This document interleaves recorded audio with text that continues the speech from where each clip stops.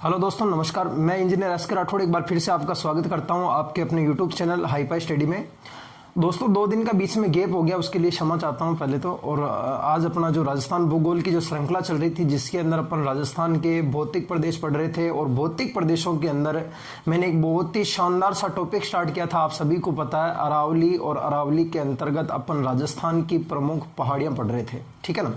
और राजस्थान की प्रमुख पहाड़ियों के अंतर्गत अपन ने राजस्थान के अंदर 2 जिलों की पहाड़ियां पढ़ ली थी। एक तो उदयपुर, और उदयपुर के बाद में कौन सी पढ़ी थी दोस्तों? जालोर पढ़ी थी। अब जालोर के बाद दोस्तों अपने वापस स्टार्ट करते हैं अपने अगला जिला, और अगले जिले की पहाड़ियां उसी जज्बे जुनून के साथ में, उसी तरीके के साथ में। 2 दिन क्लासें लेट हो गई थी, उसके लिए वापस फिर से एक बार क्षमा चाहता हूं, और उम्मीद करता हूं कि आपकी पढ़ाई में कोई भी किसी भी प्रकार की बाधा उत्पन्न नहीं हो रही होगी, अच्छी चल रही होगी, ठीक है दोस्तों। तो आ जाओ, अपने पेन कॉपी निकाल देना और बैठ जाओ अपने, और स्टार्ट करते हैं अपने राजस्थान की प्रमुख पहाड़ियां। देखो, राजस्थान की प्रमुख पहाड़ियों के अंदर दोस्तों मैंने आपको बताया था कि राजस्थान के अंदर 2 जिले तो अपन पढ़ चुके थे, उदयपुर और जालोर। और उदयपुर तथा जालोर के बाद में जो है ना दोस्तों, अगला जो जिला है, उस अगले जिले का नाम है दोस्तों अपने कौन सा? तो राजसमंद जिला।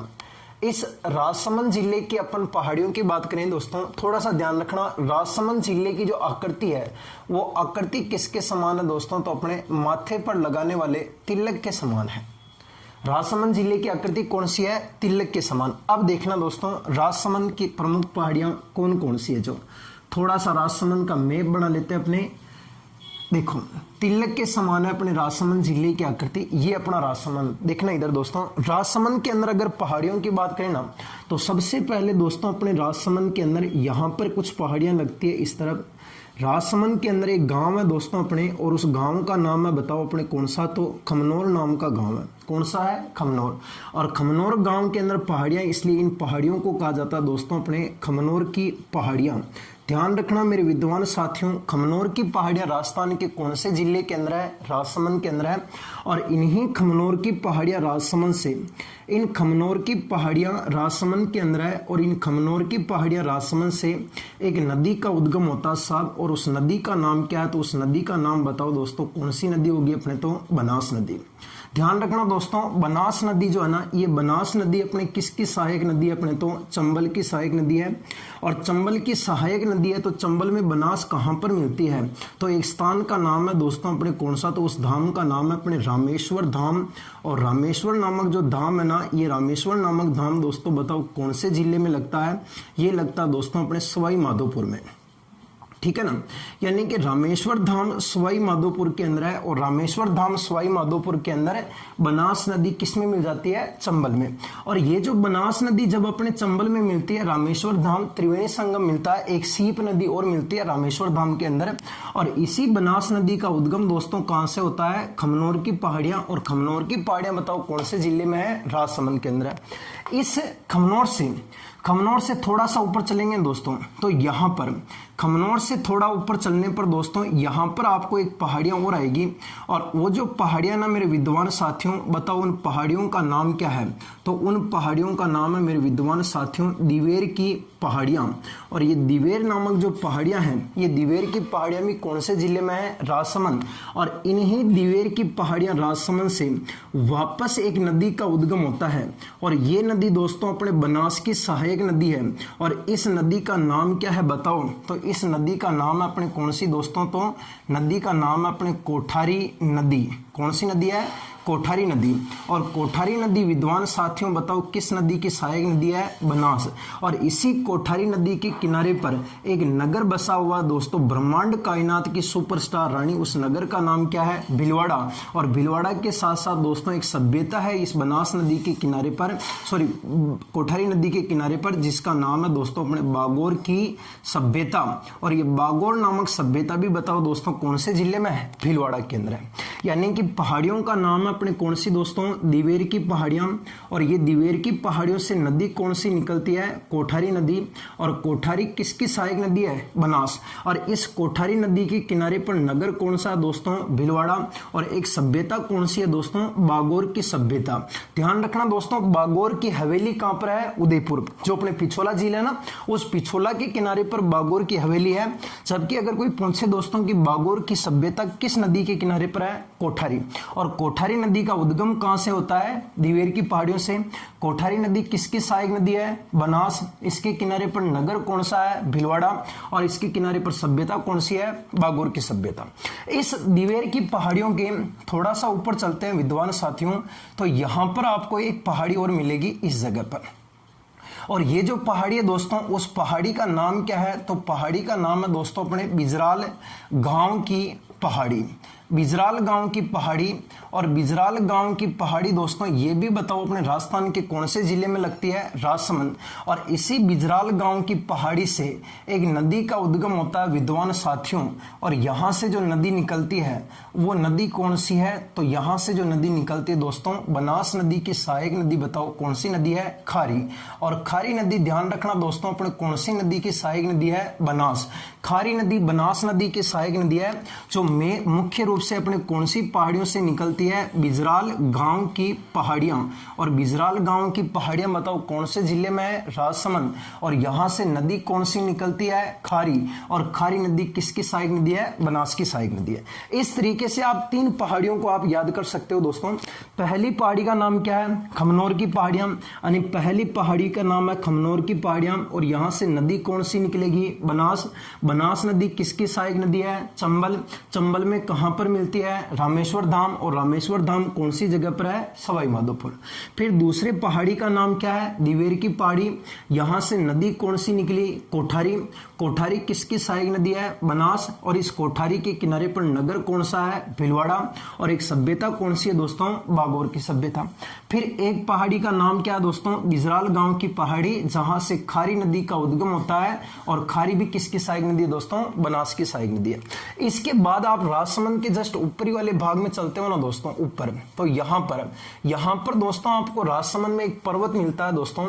और उस पर्वत का नाम क्या है विद्वान साथियों? तो पर्वत का नाम है अपने नील हिमवंत पर्वत। नील हिमवंत या नील हिमवंत पर्वत को और किस नाम से पुकारते हैं अपने? तो हेमकूट नामक पर्वत भी कहते हैं साहब। नील हिमवंत या हेमकूट पर्वत। और यही नील हिमवंत पर्वत का नाम है दोस्तों अपने नील हिमवंत या हेमकूट नाम का पर्वत है। और ये नील हिमवंत या हेमकूट पर्वत बताओ कौन से जिले में है? राजसमंद।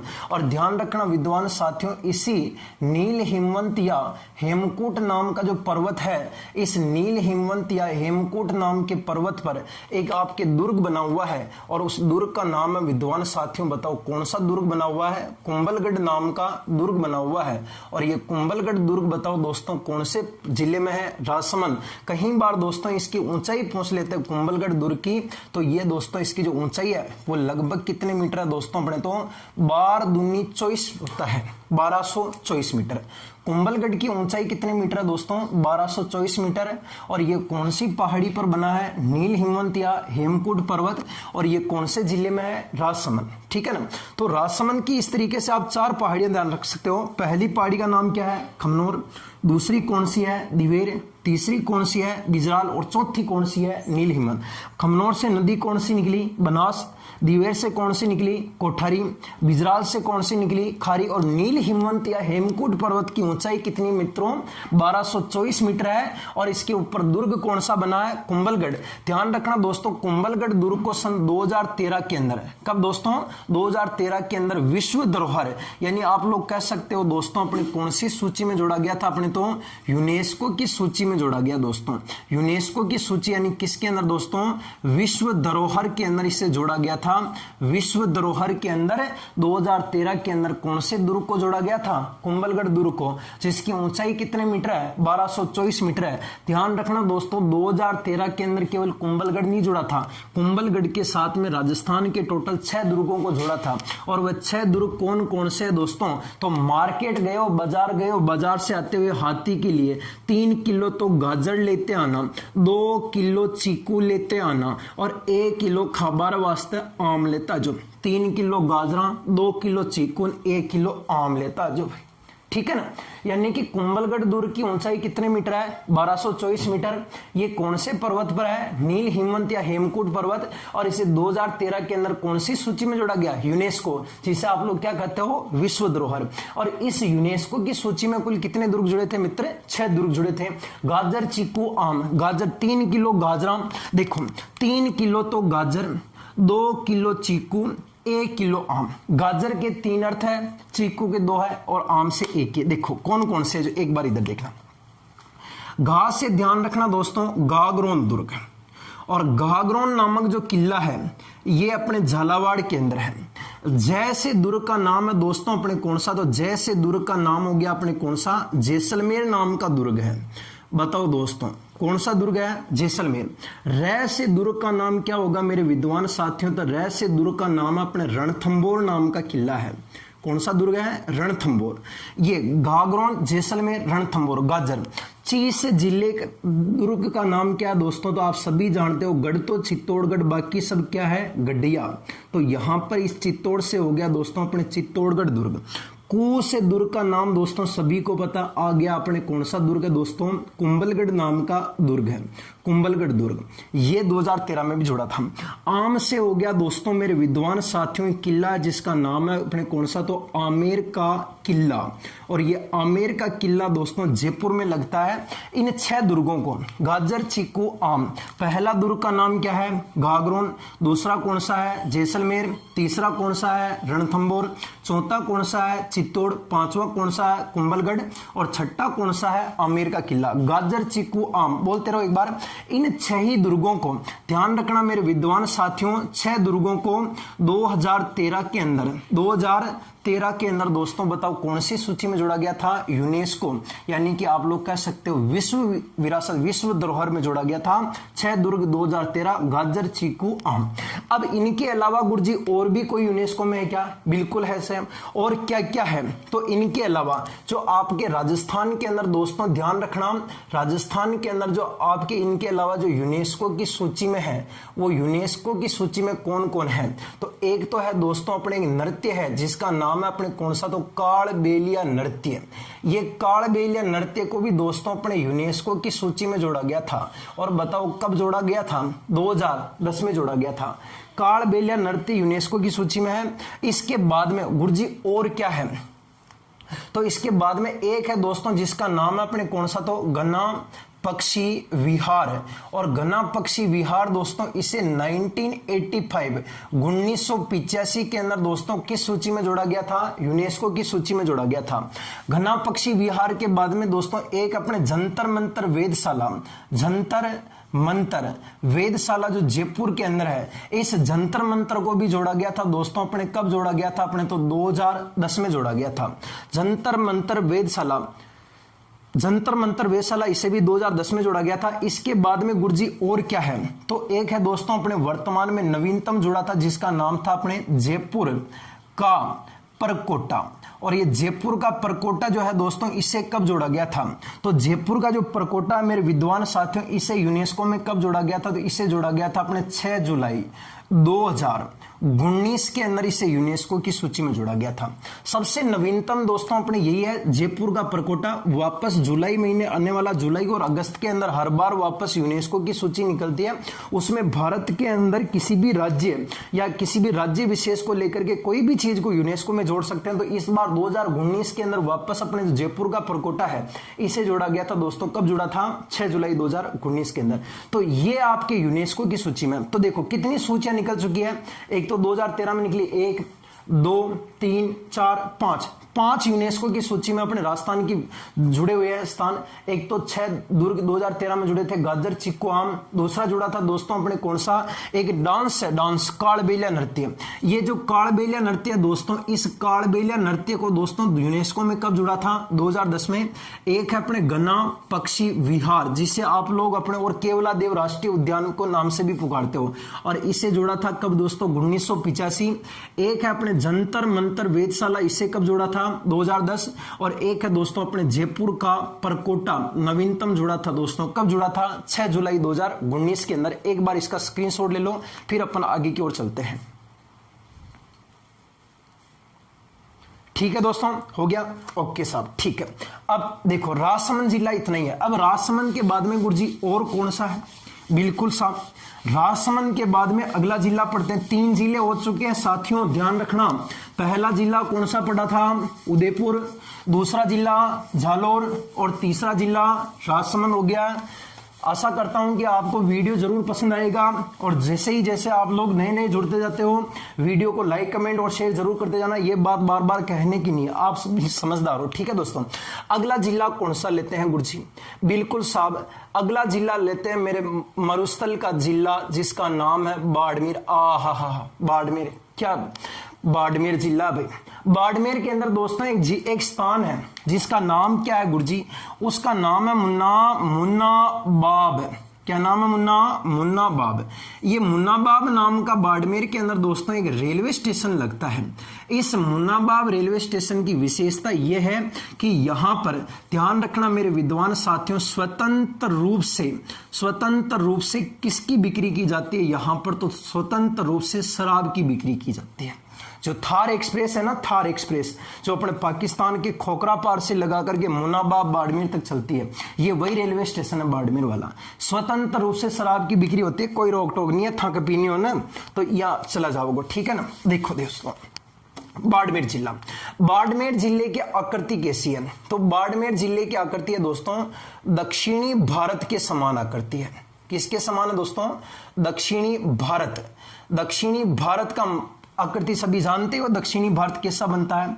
दक्षिणी भारत तो गुरुजी यान को बनेगो कछु, ठीक है गुरुजी, बिल्कुल साहब ऐसे ही बनता है दक्षिणी भारत। तो ये इस तरीके से जिला दिखता है। ये जो आपका दक्षिणी भारत है ना, ये आपका गुजरात, महाराष्ट्र, गुजरात, तमिलनाडु, फिर यहाँ पश्चिमी बंगाल तक, फिर ऊपर से वापस कोई भी है। लेकिन इसकी जो आकृति है दोस्तों वो किसके समान है? दक्षिणी भारत के समान। अब देखो, सबसे पहले आप बाड़मेर में जाओगे उत्तरी साइड में, तो बाड़मेर के अंदर विद्वान साथियों ध्यान रखना, यहां पर एक पर्वत श्रेणी पाई जाती है दोस्तों इस जगह पर बाड़मेर के अंदर। और यहां जो पर्वत श्रेणी है उस पर्वत श्रेणी का नाम क्या है गुरुजी? तो इसका नाम है मेरे विद्वान साथियों, इसका नाम क्या है? तो इसका नाम है अपने सिवाना पर्वत श्रेणी। क्या नाम है दोस्तों? सिवाना पर्वत श्रेणी। और ये जो सिवाना पर्वत श्रेणी है, ये सिवाना पर्वत श्रेणी राजस्थान के कौन से जिले में है? बाड़मेर। सिवाना पर्वत श्रेणी दोस्तों ध्यान रखना, पर्वत श्रेणी का नाम है अपने सिवाना पर्वत श्रेणी, और सिवाना पर्वत श्रेणी बाड़मेर के अंदर है। और बाड़मेर की आकृति कैसी है? दक्षिणी भारत के समान है। अब देखना सिवाना पर्वत की विशेषता क्या कि सिवाना पर्वत से जो दोस्तों जो है ना, यहां से एक रंग होता है दोस्तों जिसका नाम है अपने मरकरी लाल यानी रेड मरकरी लाल रंग का क्या निकलता है दोस्तों? तो यहां से मरकरी लाल रंग का क्या निकलता है? ग्रेनाइट निकलता है। और यहीं से ही ध्यान रखना विद्वान साथियों, मरकरी लाल रंग का क्या निकलता है? ग्रेनाइट निकलता है यहां से सिवाना पर्वत से। और सिवाना पर्वत से मरकरी लाल रंग का ग्रेनाइट निकलने के कारण दोस्तों इस पर्वत को और कौन सा पर्वत कहते हैं? तो सिवाना पर्वत को मेरे विद्वान साथियों और ग्रेनाइट पर्वत के नाम से भी पुकारा जाता है। अब आपके क्वेश्चन और बन गया। अब आप कहोगे कि आपको सीधा सीधा भी पूछ सकता है कि बताओ कि ग्रेनाइट पर्वत राजस्थान के कौन से जिले में है? तो ग्रेनाइट पर्वत में आप लोग क्या बताओगे कौन से जिले में है? बाड़मेर। ग्रेनाइट पर्वत बाड़मेर के अंदर है क्योंकि इसका वास्तविक नाम तो है सिवाना पर्वत श्रेणी। मरकरी लाल रंग का क्या निकलता है? ग्रेनाइट, जिसके कारण पर्वत को क्या कहते हैं? ग्रेनाइट पर्वत। दूसरी विशेषता क्या है दोस्तों ध्यान रखना, यह सिवाना पर्वत श्रेणी का पश्चिमी भाग है कि नहीं है? पश्चिमी भाग है, उत्तरी, दक्षिणी, पूर्वी और पश्चिमी। जो सिवाना पर्वत श्रेणी का जो दोस्तों अपने पश्चिमी भाग है ना, इस सिवाना पर्वत श्रेणी के पश्चिमी भाग के अंदर यहां पर एक पहाड़ी आती है दोस्तों इस तरफ सिवाना पर्वत श्रेणी के पश्चिमी भाग के अंदर। और जो सिवाना पर्वत श्रेणी के जो पश्चिमी भाग में पहाड़ी है दोस्तों, उस पहाड़ी का नाम क्या है? तो उस पहाड़ी का नाम है मेरे विद्वान साथियों हल्देश्वर नाम की पहाड़ी है। बताओ दोस्तों कौन सी पहाड़ी है? हल्देश्वर पहाड़ी। सिवाना पर्वत श्रेणी के पश्चिमी भाग में हल्देश्वर पहाड़ी का विस्तार है। और इसी हल्देश्वर पहाड़ी के ऊपर ध्यान रखना मेरे विद्वान साथियों, हल्देश्वर पहाड़ी के ऊपर एक दुर्ग बना हुआ है। और उस दुर्ग का नाम क्या है? तो इस दुर्ग का नाम भी है दोस्तों अपने कौन सा? तो दुर्ग का नाम है अपने सिवाना दुर्ग। और सिवाना दुर्ग जो है ना दोस्तों, ये कौन से जिले में है? बाड़मेर। और ये जो सिवाना दुर्ग है, इसकी एक मुख्य रूप से आपको विशेषता ध्यान रखनी पड़ेगी कि सिवाना जो दुर्ग है दोस्तों, इस सिवाना दुर्ग को जो अपने जालोर के अंदर जो जालोर दुर्ग है, इस जालोर दुर्ग की क्या कहते हैं दोस्तों? तो जालोर दुर्ग की सिवाना दुर्ग को कुंजी कहा जाता है। सब क्या कहते हैं, जालोर दुर्ग की कुंजी। यानी कि सिवाना पर्वत श्रेणी के पश्चिमी भाग में पहाड़ी कौन सी है, हल्देश्वर पहाड़ी। और इसी हल्देश्वर पहाड़ी के ऊपर एक दुर्ग बना हुआ जिसका नाम है अपने सिवाना दुर्ग। और सिवाना दुर्ग को जालोर दुर्ग जो है ना दोस्तों, जालोर के अंदर सूकड़ी नदी के किनारे पर है। इस जालोर दुर्ग की दोस्तों बताओ क्या कहते हैं, कुंजी कहा जाता है। इसके बाद में आपको जो अगली लाइन ध्यान रखनी मेरे विद्वान साथियों, वो ये ध्यान रखनी है कि ये जो हल्देश्वर पहाड़ी है इस पर एक तो सिवाना दुर्ग हुआ है और एक यहां पर मेरे विद्वान साथियों ध्यान रखना, इसके ऊपर बाड़मेर के अंदर हल्देश्वर पहाड़ी पर हल्देश्वर महादेव का मेरे विद्वान साथियों बताओ क्या बना, अपने तो मंदिर भी बना हुआ है। हल्देश्वर महादेव का क्या बना हुआ है, मंदिर। यानी आप लोग सीधा सीधा भी बता सकते हो कि हल्देश्वर नामक पहाड़ी बाड़मेर के अंदर है और इसी हल्देश्वर पहाड़ी के ऊपर सिवाना दुर्ग बना हुआ है जो जालोर दुर्ग की कुंजी कहलाता है। और हल्देश्वर पहाड़ी के ऊपर एक हल्देश्वर महादेव का क्या बना दोस्तों, मंदिर बना हुआ है। और जहां पर यह हल्देश्वर महादेव का मंदिर है वहां पर एक स्थान कौन सा लगता है, गुरुजी कोई जगह भी है क्या, बिल्कुल है। बाड़मेर की एक जगह दोस्तों, उस स्थान का नाम अपने पीपलोद नामक स्थान है।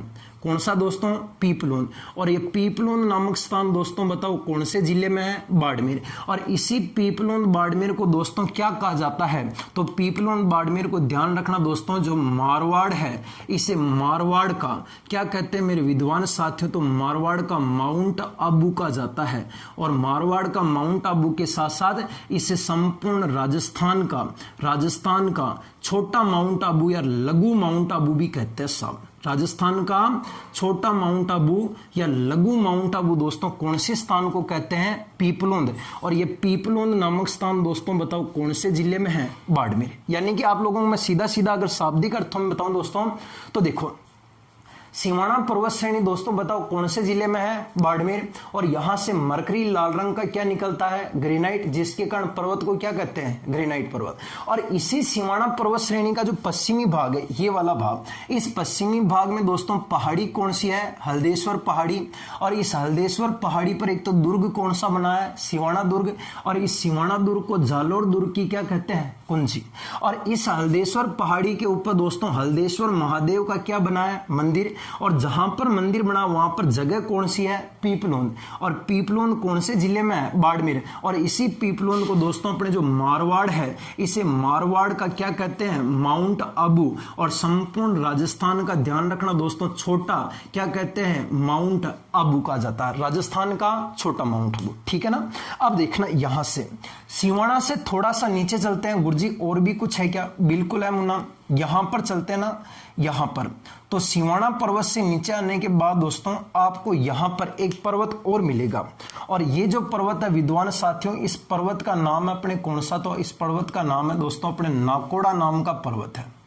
कौन सा दोस्तों, नाकोड़ा पर्वत। और नाकोड़ा पर्वत भी दोस्तों बताओ कौन से जिले में है, बाड़मेर। नाकोड़ा पर्वत बाड़मेर, नोट करते जाना साथ साथ में। नाकोड़ा पर्वत भी कहां पर है, बाड़मेर। नाकोड़ा पर्वत की विशेषता यह है दोस्तों कि ये जो नाकोड़ा पर्वत है, इस नाकोड़ा पर्वत की आकृति कैसी है, कई बार पूछ लेते हैं कि नाकोड़ा पर्वत बताओ कौन सी आकृति में फैला हुआ है। तो नाकोड़ा पर्वत विद्वान साथियों बताओ आप लोग कौन सी आकृति में फैला हुआ है, गोलाकार आकृति में फैला है। नाकोड़ा पर्वत बाड़मेर की आकृति कैसी है, गोलाकार।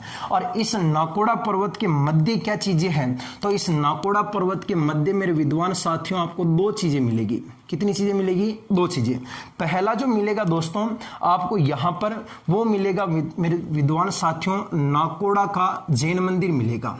नाकोड़ा जी का जैन मंदिर, नाकोड़ा जी का जो जैन मंदिर है वो नाकोड़ा जी का जैन मंदिर दोस्तों बताओ कौन से पर्वत में है, नाकोड़ा पर्वत। और एक यहां पर हिंदुओं के दोस्तों जो अधिष्ठापक, ध्यान रख लेना, अधिष्ठापक देव भैरव का जो मंदिर है वो अधिष्ठापक दोस्तों देव भैरव का मंदिर, ये भी बताओ विद्वान साथियों कौन से पर्वत के अंदर है, नाकोड़ा पर्वत। यानी कि नाकोड़ा पर्वत भी कौन से जिले में है, बाड़मेर। और इस नाकोड़ा पर्वत की दोस्तों अपने जो आकृति है वो आकृति कौन सी है, गोलाकार। और इस पर्वत में नाकोड़ा जी का दोस्तों क्या बना हुआ है, जैन मंदिर, नाकोड़ा का जैन मंदिर। और यहाँ पर हिंदुओं के अधिष्ठापक देव भैरव का मंदिर भी बना हुआ, अधिष्ठापक देव भैरव का दोस्तों क्या बना हुआ अपने तो मंदिर बना हुआ, अधिष्ठापक देव भैरव का मंदिर। सीधा सीधा आपको पूछेगा कि अधिष्ठापक देव भैरव का मंदिर और नाकोड़ा जी का जैन मंदिर कौन से पर्वत में है, नाकोड़ा पर्वत, जिसकी आकृति कैसी है, गोलाकार। ठीक है दोस्तों, तो ऐसे नाकोड़ा पर्वत भी आप याद रख सकते हो। नाकोड़ा के जस्ट नीचे चलते हैं यहां पर, तो नाकोड़ा के बाद में दोस्तों यहां पर आने के बाद आपको एक पर्वत और मिलेगा। यहां पर दोस्तों पहाड़ियां हैं, कुछ पर्वत भी नहीं बोल सकते इसको, पहाड़ियां हैं। और उन पहाड़ियों को आप लोग कौन सी पहाड़ियां कहते हो, तो उन पहाड़ियों को आप लोग विद्वान साथियों 56 की पहाड़ियां कहा जाता है। कौन सी पहाड़ियां कहते हैं, 56 की पहाड़ियां। आपको पूछेगा दोस्तों सीधा सीधा कि बताओ 56 की पहाड़ियां बताओ कौन से जिले में है, 56 की पहाड़ियां, तो सीधा कहीं डाउट नहीं होना, बता देना कौन सा जिला है, बाड़मेर। 56 की पहाड़ियां आपके बताना दोस्तों बाड़मेर में है। लेकिन दोस्तों ये 56 बहुत ज्यादा कंफ्यूज करता है दोस्तों, ठीक है ना। 56 से संबंधित 3 चीजें बताऊंगा मैं आपको। सबसे पहले दोस्तों एक काल पड़ा था अपने, और उस काल का नाम रखा था दोस्तों अपने कौन सा, तो छप्पनिया काल। छप्पनिया नाम का एक काल पड़ा था। और अगर कोई पूछे कि छप्पनिया काल कब पड़ा था, तो छप्पनिया काल पड़ा था मेरे विद्वान साथियों विक्रम संवत 1956 में पड़ा था। छप्पनिया काल विक्रम संवत 1956 में पड़ा था। छप्पनिया काल विक्रम संवत 1956। इसके बाद में दोस्तों दूसरे नंबर का आपको कोई पूछे कि इस विक्रम संवत जो 1956 है, इस विक्रम संवत 1956 का कोई ईस्वी सन भी है क्या, बिल्कुल है साहब। 57 साल पीछे चलोगे तो आपका ईस्वी सन कितना आएगा, 1899 आएगा। ठीक है ना। दूसरा पॉइंट ये ध्यान रखना दोस्तों कि राजस्थान के अंदर कोई 56 का मैदान है क्या, तो हाँ राजस्थान के अंदर बिल्कुल 56 का मैदान है। तो गुरुजी कहां से कहां तक है, तो एक जिले का नाम है मेरे विद्वान साथियों, बताना कौन सा जिला है, बांसवाड़ा। इस बांसवाड़ा से लगा करके दोस्तों अपने कहां तक फैला है, प्रतापगढ़ के मध्य फैला हुआ है। और इन दोनों के मध्य आपके कौन सी नदी ये मैदान बनाती है, माही नदी। 56 की पहाड़ियां कौन से जिले में है, बाड़मेर। यानी कि 56 की पहाड़ियां बाड़मेर में है। छप्पनिया काल विक्रम संवत 1956 में पड़ा था। ईस्वी सन कितना है, 1899। और 56 का मैदान बांसवाड़ा से कहां तक है, प्रतापगढ़। और कौन सी नदी बनाती है, माही नदी। तीसरे नंबर की विशेषता आप लोग दोस्तों क्या ध्यान रखोगे, तो तीसरे नंबर की विशेषता ये ध्यान रखोगे कि राजस्थान के अंदर कोई छप्पनिया नाम की घाटी भी है क्या, छप्पनिया नाम की घाटी, बिल्कुल है साहब। छप्पनिया नाम की दोस्तों अगर कोई पूछे कि घाटी कहां पर है, तो छप्पनिया नाम की घाटी मेरे विद्वान साथियों सीधा सीधा शब्दों में बताना है कहां पर है, अजमेर में है। ये 3 पॉइंट आप लोग यहां पर ध्यान रख सकते हो। इसके साथ में देखो 56 की पहाड़ियां कौन से जिले में है, बाड़मेर। तो दोस्तों ध्यान रखना कि छप्पनिया जो काल पड़ा था, ये छप्पनिया काल दोस्तों विक्रम संवत कब पड़ा था, 1956, जिसका ईस्वी सन कितना बोलोगे दोस्तों, 1899। दूसरा दोस्तों अपने 56 का मैदान, ये 56 का मैदान कौन से जिले में है, बांसवाड़ा। बांसवाड़ा से कहां तक फैला है, प्रतापगढ़। कौन सी नदी बनाती है, माही नदी। दूसरा दोस्तों अपने छप्पनिया नाम की घाटी कहां पर है, तो ये छप्पनिया नाम की घाटी कहां पर होगी, अजमेर। इस तरीके से करके आप 56 की पहाड़ियों को भी याद रख सकते हो। फिर दोस्तों थोड़ा सा नीचे चलते हैं ना, तो यहां पर आओगे मेरे विद्वान साथियों, तो कुछ पहाड़ियां आपको दक्षिणी भाग में यहां पर भी मिलेगी।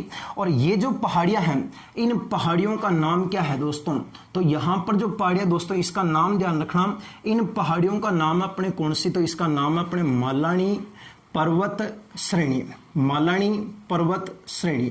और मालानी पर्वत श्रेणी भी जो दोस्तों है, ये मालानी नाम की जो पर्वत श्रेणी है, ये मालानी पर्वत श्रेणी भी राजस्थान के बताओ कौन से जिले में है, बाड़मेर के अंदर है। मालानी पर्वत श्रेणी कहां पर है, बाड़मेर। अब इसकी जो विशेषता ध्यान रखनी दोस्तों, प्रमुख विशेषता क्या है जो वो ध्यान रखना। देखो मालानी पर्वत श्रेणी की विशेषता यहां पर है दोस्तों कि यहां पर एक घोड़े की नस्ल पाई जाती है दोस्तों। और वो जो घोड़ा है, उस घोड़े के नाम है दोस्तों अपने मालानी घोड़ा पाया जाता है। मालानी घोड़े की नस्ल पाई जाती है। और यही जो मालानी घोड़े की नस्ल है दोस्तों, ध्यान रखना, संपूर्ण संपूर्ण राजस्थान की सर्वश्रेष्ठ घोड़े की नस्ल है। राजस्थान की सर्वश्रेष्ठ घोड़े की नस्ल है मालानी घोड़े की नस्ल है। और इसलिए दोस्तों इसे राजस्थान का ध्यान रखना। ये जो मालानी घोड़ा है, इस मालानी घोड़े को राजस्थान का कौन सा घोड़ा कहा जाता है? तो राजस्थान का अरबी घोड़ा कहा जाता है। कौन सा घोड़ा कहते हैं? अरबी घोड़ा। और ये जो राजस्थान का जो अरबी घोड़ा है मालानी, इस घोड़े का जो दोस्तों अपने उपयोग किया जाता है, वो कहीं बार पूछ लेते हैं उपयोग किस में होता है, तो इसका उपयोग दोस्तों किस में किया जाता है? अपने तो सर्कस दिखाने के लिए, सर्कस या दोस्तों क्या दिखाने के लिए होता है? अपने तो करतब दिखाने के लिए होता है। यानी कि मालानी पर्वत श्रेणी दोस्तों कौन से जिले में है? बाड़मेर। यहां पर मालानी नामक दोस्तों अपने घोड़े की नस्ल प्रसिद्ध है। और मालानी घोड़ा राजस्थान की सर्वश्रेष्ठ घोड़े की नस्ल है। और सर्वश्रेष्ठ घोड़े की नस्ल के कारण से राजस्थान का दोस्तों बताओ कौन सा घोड़ा कहते हैं? अरबी घोड़ा। और अरबी घोड़े का दोस्तों उपयोग जो होता है वो सर्कस दिखाने में किया जाता है और किस में किया जाता है? करतब दिखाने के लिए। इसलिए दोस्तों कह सकते हो कि यहाँ पर मालानी प्रदेश बाड़मेर के अंदर दोस्तों अश्व विकास कार्यक्रम चलाया जा रहा है। कह सकते हो अश्व विकास कार्यक्रम। आपको अगर कोई पूछे कि राजस्थान के अंदर अश्व विकास कार्यक्रम कहां पर चलाया जा रहा है? अश्व विकास कार्यक्रम, बोलो मेरे साथ एक बार, अश्व विकास कार्यक्रम। तो दोस्तों वो कहां पर चल रहा है? मालानी प्रदेश बाड़मेर में। एक बार स्क्रीनशॉट ले लो इसका। देखो वापस चलते हैं दोस्तों एक बार फिर से। यहां पर देखना, पहली पर्वत श्रेणी का नाम क्या है? सिवाना पर्वत श्रेणी बाड़मेर के अंदर है। यहां से मरकरी लाल रंग का क्या निकलता है? ग्रेनाइट, जिसके कारण इस पर्वत को क्या कहते हैं? ग्रेनाइट पर्वत। सिवाना के पश्चिमी भाग में पहाड़ी कौन सी है? हल्देश्वर। और इस हल्देश्वर पहाड़ी के टॉप पर दोस्तों एक दुर्ग कौन सा बना है? सिवाना दुर्ग। और सिवाना दुर्ग को झालोर दुर्ग की क्या कहते हैं? कुंजी। और इसी हल्देश्वर पहाड़ी पर हल्देश्वर महादेव का क्या बना है? मंदिर। और वो जगह कौन सी है? पीपलोन बाड़मेर। और इस पीपलोन को दोस्तों अपने मारवाड़ का क्या कहते हैं? माउंट आबू। और राजस्थान का छोटा क्या कहते हैं? माउंट आबू। नाकोड़ा पर्वत की आकृति कैसी है? गोलाकार। इसके मध्य नाकोड़ा जी का क्या बना है? जैन मंदिर। और अधिष्ठापक देव भैरव का भी क्या बना है? मंदिर। 56 की पहाड़ियां बाड़मेर के अंदर है। 56 काल विक्रम संवत 1956 में पड़ा, ईस्वी सन 1899। 56 का मैदान बांसवाड़ा से कहां तक है? प्रतापगढ़। कौन सी नदी बनाती है? माही। और 56 घाटी कहां पर है? अजमेर। और मालानी पर्वत श्रेणी बाड़मेर के अंदर मालानी नामक घोड़े की नस्ल प्रसिद्ध है, जो राजस्थान की सर्वश्रेष्ठ घोड़े की नस्ल है। और इसे राजस्थान का अरबी घोड़ा कहते हैं। उपयोग सर्कस और करतब दिखाने के लिए होता है। और यहां पर दोस्तों एक कार्यक्रम कौन सा चल रहा है? अश्व विकास कार्यक्रम चल रहा है। स्क्रीनशॉट ले लो एक बार इसका। ठीक है गुरुजी, हो गया। ओके साहब, अगला जिला चलते हैं। बाड़मेर हो गए, 4 जिले हो गए दोस्तों। ठीक है ना, आराम से इनके नोट्स अच्छे से बनाना। एक एक चीज को मैं बारीकी से हर चीज को मैप पर दिखा रहा हूं और हर चीज को नोट करते हुए जा रहा हूं। आप भी अपनी कॉपी लेना और उसके अंदर अच्छे से नोट्स बनाना, ताकि कोई भी देखो नोट्स जितने अच्छे बनाओगे ना आपके लिए फायदेमंद रहेगा आने वाले टाइम में। देखो अगला जिला गुरुजी कौन सा लेते हैं? बिल्कुल लेते हैं साहब अगला जिला जयपुर, सॉरी सीकर ले ला जी, सीकर जिला। ओके गुरुजी, सीकर ले लो जी। सीकर की आकृति कौन सी है गुरुजी? अर्धचंद्राकार। बिल्कुल है साहब, अर्धचंद्राकार आकृति, आधे आधे चांद की आकृति में है, अर्धचंद्राकार। सीकर जिला की आकृति है अर्धचंद्राकार। ठीक है ना, अर्धचंद्राकार आकृति में दोस्तों सीकर। अब देखो यहां पर अपने बना लेते हैं एक बार।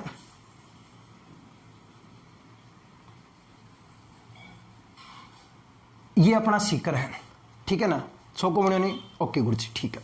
अब देखो यहां पर सबसे पहले आप लोग यहां पर जाओगे सीकर के अंदर, तो सीकर में दोस्तों आपको यहां पर एक पहाड़ी मिलेगी इस तरफ, और ये जो पहाड़ी मिलेगी दोस्तों, इस पहाड़ी का नाम क्या है? तो उस पहाड़ी का नाम है मेरे विद्वान साथियों कौन सी? अपने तो खंडेला की पहाड़ियां। कौन सी पहाड़ियां दोस्तों? खंडेला की पहाड़ियां। और ये जो खंडेला की पहाड़ियां हैं, वो खंडेला की पहाड़ियां दोस्तों बताओ कौन से जिले में है? सीकर। और इन्हीं खंडेला की पहाड़ियों से ध्यान रखना मेरे विद्वान साथियों, एक नदी का उद्गम होता है। खंडेला की पहाड़ियां सीकर के अंदर है, और इन्हीं खंडेला की पहाड़ियां सीकर से एक नदी का उद्गम होता है। गुरुजी नदी को नाम क्या है? तो गुरजी नदी को नाम है। खंडेला की पहाड़ी सीकर से एक नदी निकलती है और उस नदी का नाम है, मेरे विद्वान साथियों बताओ नदी का नाम कौन सी नदी होगी? कांतली नदी। कौन सी नदी है? कांतली। और इसी कांतली नदी के किनारे पर यहां इस कांतली नदी के किनारे पर दोस्तों एक सभ्यता का विकास हुआ था और उस सभ्यता का नाम है दोस्तों अपने कौन सी? अपने तो गणेश्वर सभ्यता। बताओ दोस्तों कौन सी सभ्यता है? गणेश्वर सभ्यता। सीकर के अंदर है। ताम्रयुगीन सभ्यताओं की जननी कहते हैं इसे वैसे। ताम्रयुगीन सभ्यताओं की जननी। ताम्रयुगीन सभ्यताओं की जननी। सभ्यताओं की जननी कहा जाता है वैसे। जी सीकर अर्धचंद्राकार है। इसके अंदर एक पहाड़ी का नाम कौन सी है दोस्तों? खंडेला की पहाड़ियां। खंडेला की पहाड़ियों से एक नदी कौन सी निकलती है? कांतली।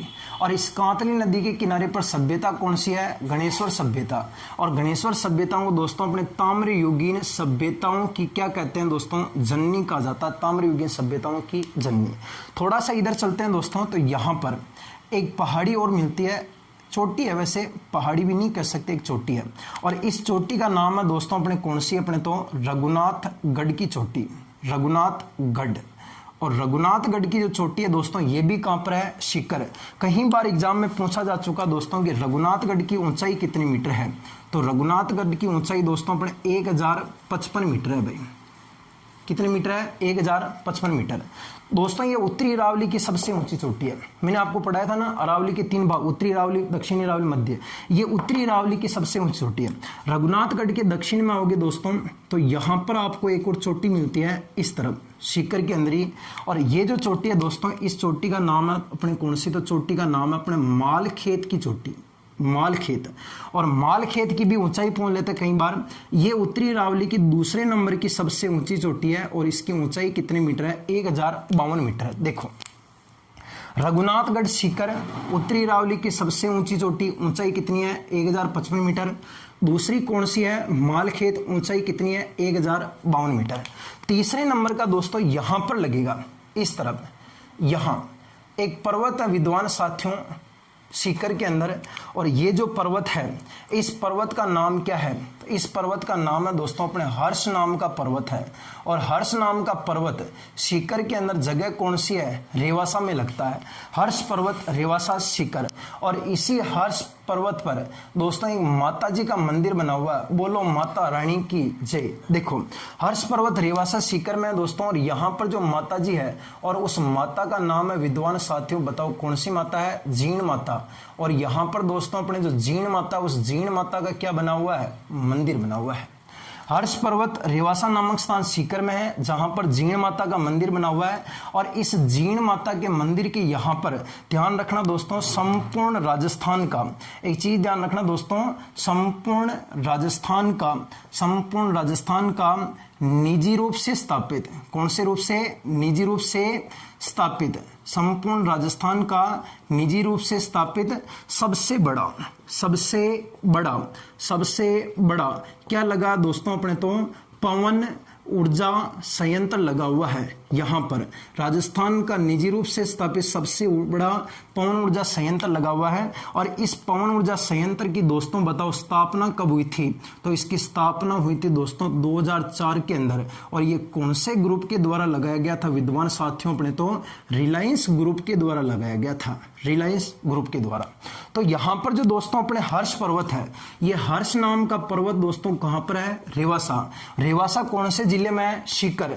और इस हर्ष पर्वत पर माता जी कौन सी है? जीण माता का दोस्तों क्या बना हुआ है? मंदिर। और इसी जीण माता पर राजस्थान का दोस्तों निजी रूप से स्थापित सबसे बड़ा, ध्यान रखना निजी रूप से स्थापित सबसे बड़ा, राजस्थान का निजी रूप से स्थापित सबसे बड़ा पवन ऊर्जा संयंत्र लगा है। स्थापना 2004 के अंदर हुई थी। और कौन से ग्रुप के तहत हुई थी? रिलायंस ग्रुप। सीकर जिले की आकृति दोस्तों कौन सी है? अर्धचंद्राकार। यहां पर पहली पहाड़ी कौन सी है? खंडेला की पहाड़ी। यहां से से नदी कौन सी निकलती है, कांतली। सभ्यता कौन सी है, गणेश्वर। गणेश्वर को ताम्रयुगीन सभ्यताओं की क्या कहते हैं, जननी। शॉर्ट में याद रखो, तो शॉर्ट में ध्यान रखो, कै से कबूतर, ख से खरगोश, ग से गमला, यानी कि काड़ूबा की बूंद, खेमबा की बूंद तो ये गेली हुई है। यानी कै से हो गया कांतली नदी, ख से हो गया खंडेला, ग से हो गया गणेश्वर सभ्यता। उत्तरी अरावली की ऊंची चोटी कौन सी है, रघुनाथगढ़। ऊंचाई कितनी है, 1055 मीटर। दूसरी कौन सी है, मालखेत। ऊंचाई कितनी है, 1052 मीटर। और हर्ष नाम का पर्वत कहां पर है, रेवासा। यहां पर माता जी कौन सी है, जीण माता।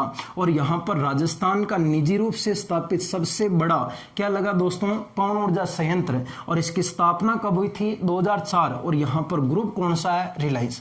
दोस्तों एक बार इसका स्क्रीनशॉट ले लो। और इसके बाद दोस्तों अपना अगला जो चैप्टर होगा उसे अगली जो 2-4 जिले और बचे हैं बड़े बड़े, जयपुर हुआ, जैसे कि अलवर हुआ, कुछ भीलवाड़ा भी है, कुछ पहाड़ियां पाली के अंदर है, तो 5-7 जिलों की पहाड़ियां हो रहा है, उसको अपन एक वीडियो और बनेगा, उसमें अपन इसको आसानी से पढ़ लेंगे।